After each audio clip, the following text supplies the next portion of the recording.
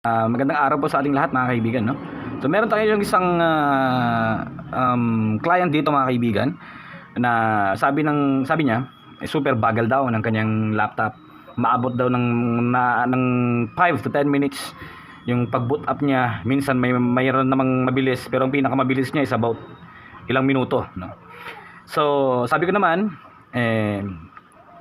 you only have two options. I-reformat natin o mag-upgrade na tayo. Papalitan natin yung isang pyesa, which is the hard drive. Papalitan natin yun, i-upgrade natin into SSD. Nag-agree naman kami sa presyo, all in naman yung gagawin natin.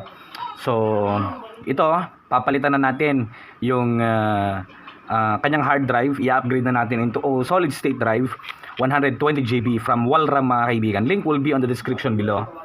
So ito, gawin na natin SSD replacement or upgrade. Yun yun, scanning and repairing drive. Masyadong matagal na yan mga kaibigan. So tara, i-upgrade natin ang computer na ito into solid state drive mga kaibigan. Ayan, ikutin lang natin. There you go. So, madali lang siya. Ito ay naka 2GB, naka 4GB RAM lang siya mga kaibigan. With cleaning na rin syempre yung service natin. So, for the meantime, i-upgrade lang muna natin tong kanyang hard drive into solid state drive. Hugutin lang natin to. Oops, naka-screw yan. Yan.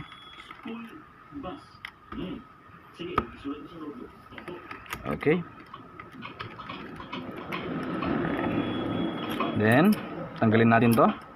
Palitan natin to ng SSD. Pero syempre, bibigay rin natin to sa client. Pwede pa niyang pakinabangan to later on. So, 320 GB hard drive. Palitan natin ng 120 GB SSD 2.5, no? Syempre, from Walram official store. Okay. Alright.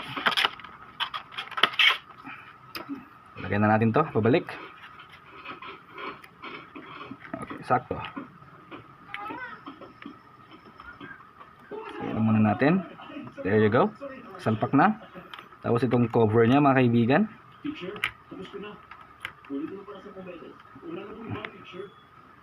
Okay.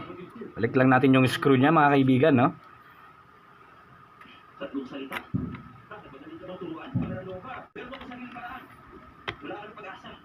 Okay. So, nasalpakan natin to. Close lang natin. Then, lagyan na natin siya ng operating system. Kasi nga, walang laman to mga kaibigan.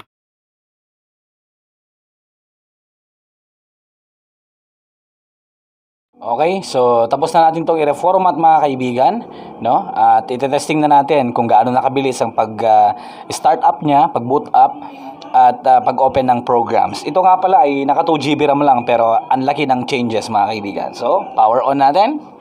Hintayin natin. Kayo na lang bahalang magbilang mga kaibigan kung ilang segundo ito, no?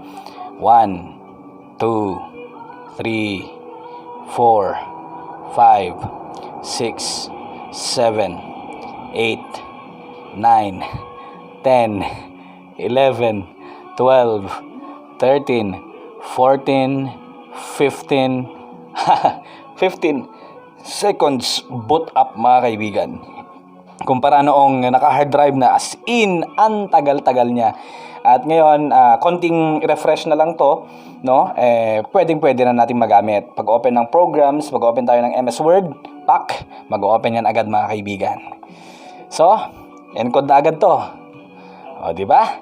Panalo. Ito yung ginamit natin mga kaibigan, 120 GB Walram SSD. So, ito lang. Maraming salamat po mga kaibigan, no? Huwag niyo pong kakalimutan mag-subscribe sa ating YouTube channel. Kung gusto niyo pag-aralan din kung paano mag-install ng OS, meron po tayong mga separate videos patungkol dyan. Link will be on the description below para sa video kung paano mag-format at para sa Walram SSD. Thank you and see you next time mga kaibigan.